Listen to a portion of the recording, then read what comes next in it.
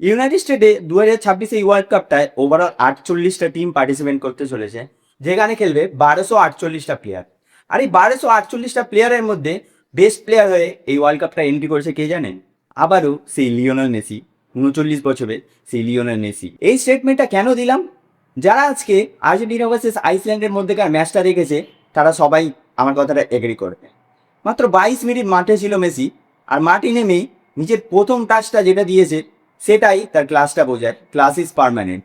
প্রথম পাসটা যেটা দিয়েছে, যেটা defence splitting pass, Lautaro Martinez যদি ওটা গোল করতে পারতো তাহলে মেসি কেরিয়ারে one of the greatest assist হতো এটা। ওভারঅল আবারও আর্জেন্টিনার একটা ভালো ডিসপ্লে।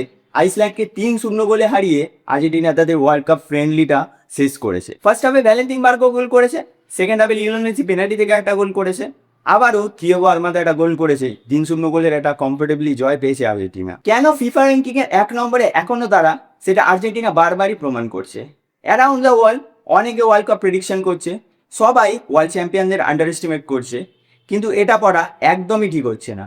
এখনো টিমটার মধ্যে যে স্পিরিট, যে শক্তি আছে, সেটা আনটাচেবল। কোনো একটা স্পেসিফিক জায়গায় আর্জেন্টিনা শুধু শক্তি না, আর্জেন্টিনার শক্তিটাই হলো overall team game. Lionel Scaloni যেভাবে টিমটাকে সাজিয়েছে সেটা সত্যি ম্যাচ ম্যারাজি।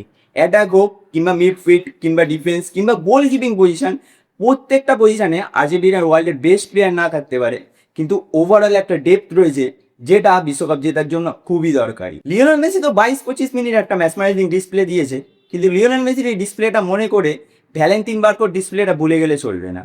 ভ্যালেন্টিন বার্কো 45টা মিনিট জুড়ে শুধু গোলটাই নয়, মিডফিল্ডটা ডমিনেট করেছে।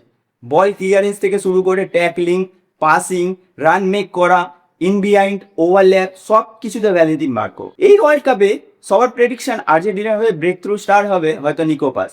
এটা হতেও পারে, এটা অস্বাভাবিক কিছু না, কিন্তু আমার কাছে এখনো সেই প্রোফাইলটা ভ্যালেন্টিন বার্কো। যেভাবে মিডফিল্ডে ভ্যালেন্টিন বার্কো নিজেকে আস্তে আস্তে আস্তে আস্তে তৈরি করছে, ডেভেলপ করছে। কেরিয়ারের শুরু থেকে ভ্যালেন্টিন বার্কো লেফট ব্যাক খেলতো, আর সেখান থেকে স্ট্রাসবার্গসে গিয়ে লিয়াম লোসিয়ানের আন্ডারে মিডফিল্ডে খেলা শুরু করা এবং নিজেকে আস্তে আস্তে আস্তে আস্তে ডেভেলপ করা, এটাই ভ্যালেন্টিন বার্কোকে এই ওয়ার্ল্ড কাপে আর্জেন্টিনা ব্রেক থ্রু স্টার বানিয়ে তুলবে। আর একদম একটা থ্রু দ্য পোর কথা বলি, লিওনেল মেসি যদি এই ওয়ার্ল্ড কাপটায় আবারও গোল্ডেন বল জেতে তাহলে অবাক হওয়ার কিছু নেই। 39 বছরের লিওনেল মেসি এখনো এখনো এমন এক একটা পাসিং অ্যাঙ্গেল খোলেন, এখনো এমন এক একটা ড্রিবলিং করেন, এখনো এমন এক একটা অ্যাসিস্ট করে যেটা ওয়ার্ল্ডের বেস্ট প্লেয়ারদের পক্ষেও করা সম্ভব নয়।